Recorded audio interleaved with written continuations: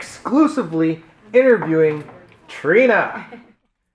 And who is Miami's Southern Queen, the legendary Trina? Hi, how are you? Amazing to meet you. Thank you. And let's go to Miami's Northwestern Senior High School, to being on NAN, writing raps, back in your spare time, to killing the billboards since day one. Speak on the beginning. Wow. Miami Northwestern, that's the high school I went to, I graduated from. I did a lot of things. I did a lot of activities, a lot of fun stuff. I was in a lot of girly activities. I was a majorette in high school. I was really excited about that. I loved it. It was amazing. I think I made fairly good grades. I graduated, and it went from there to Trick Daddy's record. Wow. Interesting.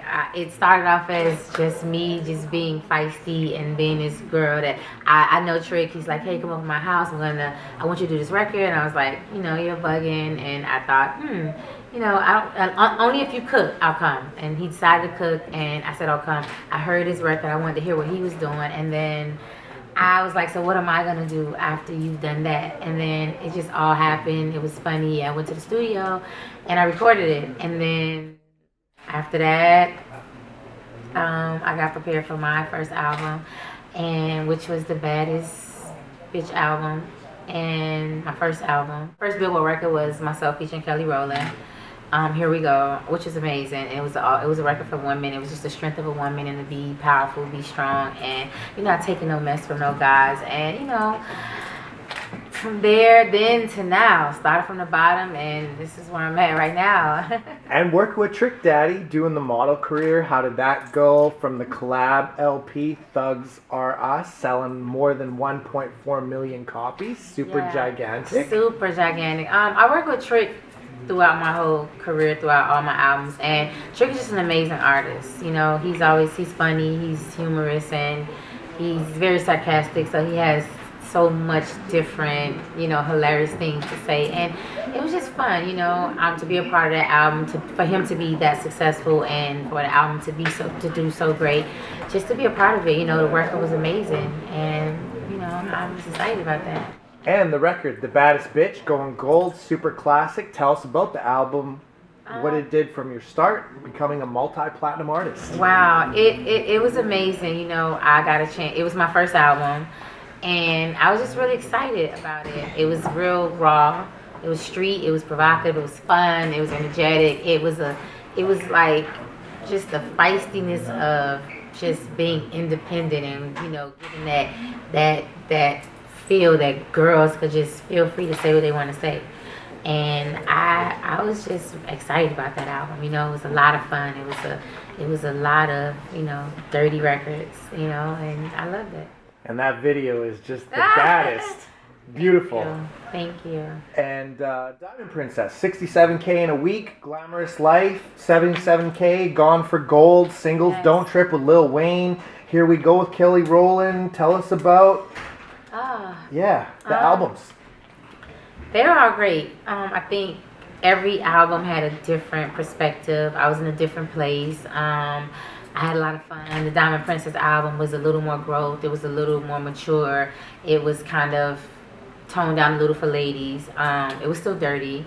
It was still raw, but it was a different process. I had grown a bit, and I got a chance to see and do different things. I was totally in a different phase, and I had totally matured and saw so much stuff. I was trying to do, more up-tempo, more chanty records for girls, and just a beautiful experience. And I got a chance to travel and tour a lot and see a lot of things and do a lot of different things. And it went from there to my amazing album, which was my last album, and each one was just a different feeling. I got a chance to work with a lot of different artists, different producers, do different concerts, and it brought me to now to be able to work on my sixth album. And so many dope mixtapes from Rockstar Royalty, Definition of a $1 Million Girl, Diamonds Are Forever, 4.2 million views in 2 days. Yeah. The banger, Back to Business, They Go Hard. Tell us some of your faves and some of your favorite places to dine.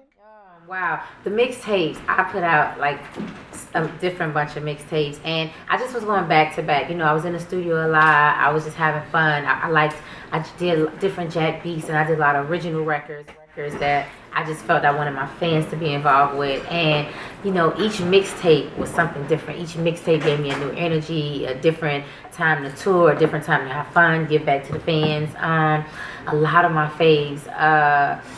Back to Business was an extremely personal CD, and the record was just amazing to me. I felt I put a lot of energy into the record. I shot a great deal of videos from the record, and just, you know, from club to emotional to love to fun to independent records, and that's what it's just about, you know. And it just each time shows more growth, and it just takes me to a different level, and I think I love that the most.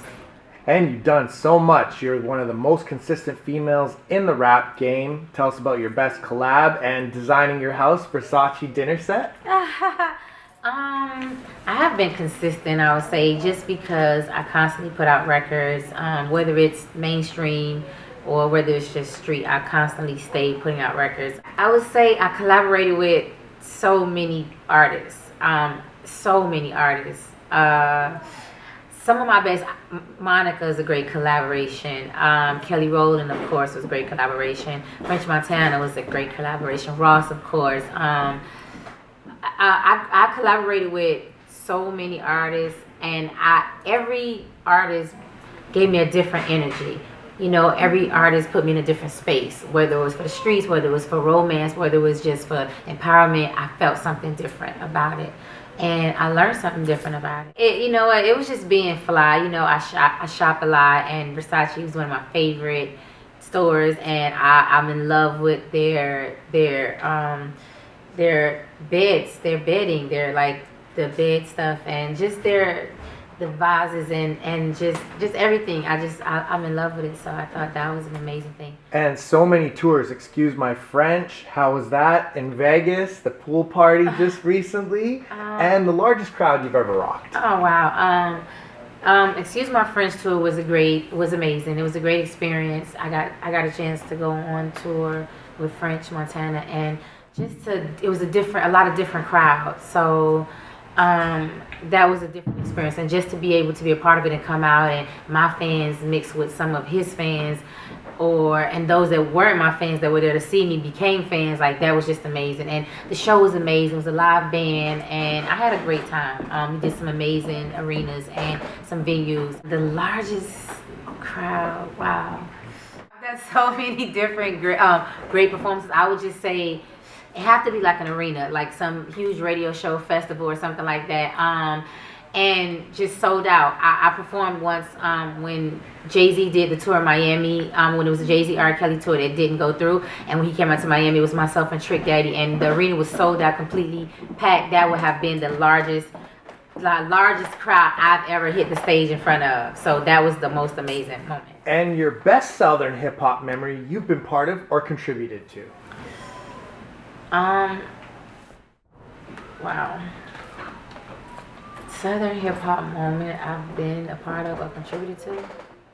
Just to be a part of like the award shows, and to be a part of just being there with other artists that you work with, and just being a part of it. And I think like I performed at the BMI Awards recently. I think that was amazing. I did the hip hop. I did the hip hop honors. I thought that was amazing. And different award shows that I've attended, performed at, and just been a part of. I think that's like it's amazing, just because you know you give a chance to be there, and you know.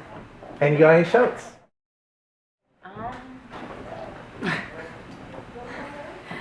I would just shout out all my fans, of course, the rock stars. I love them so much. They go so hard for me. And just my CEO, of course, just everybody, all my fans I love dearly, and everybody in Vancouver that came out tonight, and everybody worldwide that support me and that hold me down from day one. Shout out to you. And shouts to Trina and Alicia and CEO and yes. Fortune Sound Club. And this is the Archivist, and you already know the name, y'all. Thank you.